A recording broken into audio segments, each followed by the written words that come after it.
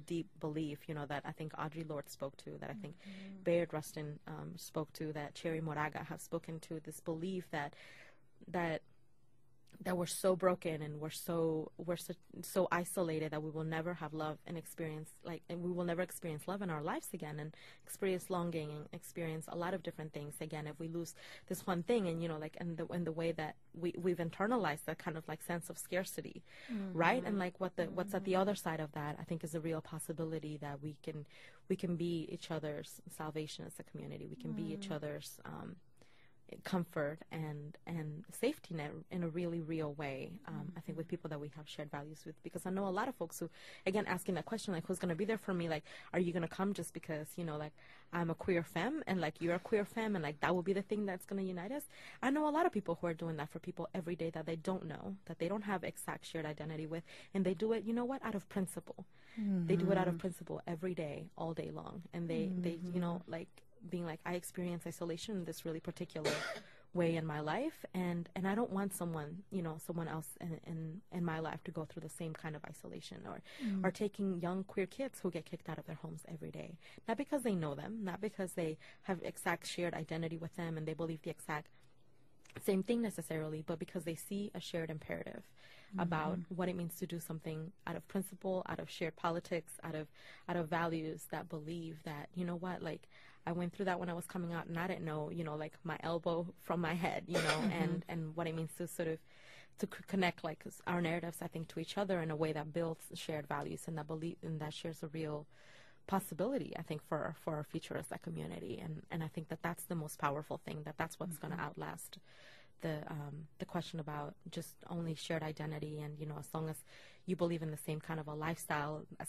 quote unquote, lifestyle as I do, then we're going to end up at the same place. And I'm I know a lot of people, in Song's membership who sit in the room every day together, trying to figure out what are the most critical issues for the community. And they do it out of a shared, I think, belief, about what the possibilities are. And I think a real belief out of what it is that, what we've been talking about, right? Also in doing our reflection for the next 5 years of work, it's kind of what is in some ways the role of prophecy, right? And trying to plan for any one oppressed community that our ancestors had no idea, in each of us, in our ethnic communities, that we were going to have the level of access, the level of that we have now. They had no idea that, education was going to be the gateway. They had no idea that, that different things were going to affect our future in different ways.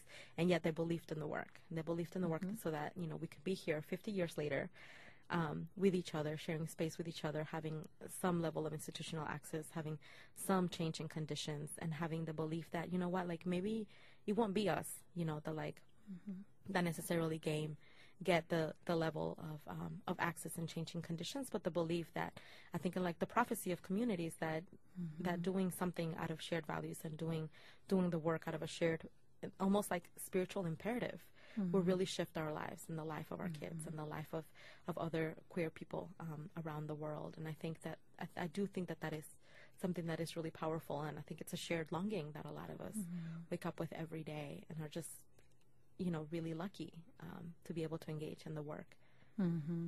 Yeah, well, I think you said it best, Ms. Fee. I think, and I think that, that's part of why I'm so excited about moving into this next phase.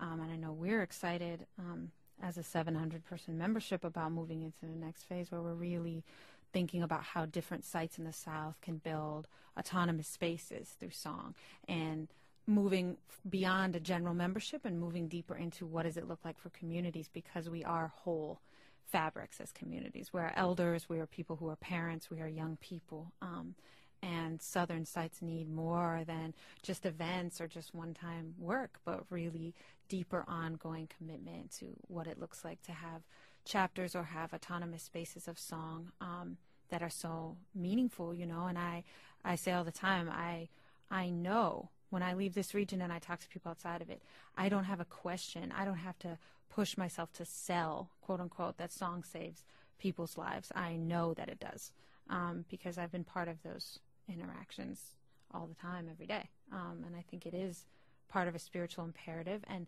saying it as that reclaims ourselves as spiritual people from the right-wing particularly the Christian right wing in this country, that tells us that we don't have values and we don't have spirituality. And that was what was interesting to me in the last two things you just said, is that I think it's critical that we reclaim that we have both.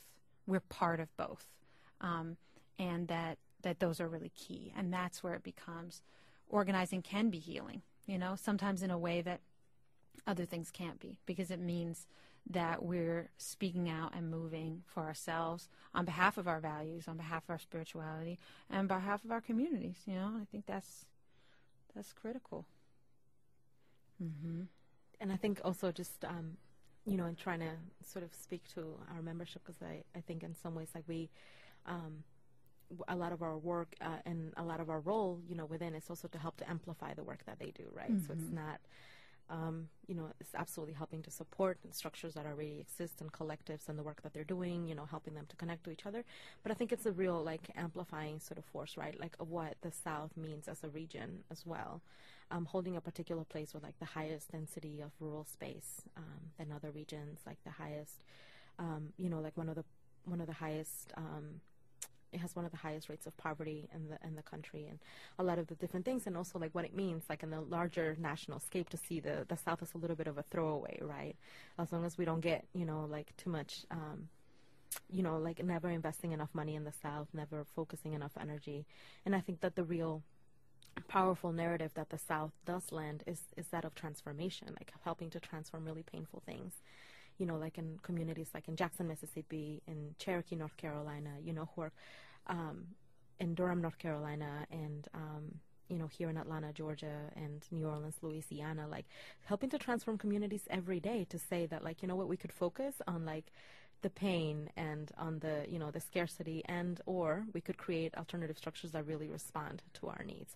And I think that, the folks in New Orleans have really focused a lot of energy on that, and helped to create, really strong models of response based on that, and thinking that we really are each other's safety net, and willing to put structures on the ground that really respond to that. And I think for me, one of the most amazing things, absolutely, of being a queer person of color here in the Southeast is being able to have some relationship and some political alignment to that, because I'm here, and I'm so aware of that I'm here because of the legacy of work of of queer feminist lesbians here in the South. Whether I myself identify as a lesbian or not, I think it's not relevant, right? But I'm absolutely aware that I'm here and doing the kind of work that I'm doing based on the work that they did 20 and 30 years ago. And I think really helping to lift the South as a region, not just as a region that has shared conditions, but also that has somewhat of a shared political imperative. And I think believing in some ways in the justice of magical realism, that really sort of bring about the kind of change and the kind of longing and desire that we see playing out in the South every day. Mm-hmm. Mm. Yeah, I think about that. Paulina, you talk a lot about the justice of magical realism. It's one of the things I love about working with you, but that, that poetry, that art, that spirituality has a huge place in this work. And every time we try to minimize that in our work, just because we get busy and we're doing other things or we're strategy heads, I always realize how much that's a mistake and how deeply we all need that and are so deeply affected, particularly because of what I was saying before, if we move to full consciousness, then that means waking from a sleep where we're bringing our dreams with us from that, right? That's part of what we need, that's critical to come to full consciousness, right? Otherwise, we're moving in this, in this numbed out place. And so I think that's such a critical part of our work. And of course, as always, I'm grateful for the ongoing conversation, part of which is here with you. Absolutely. Thank you, Caitlin.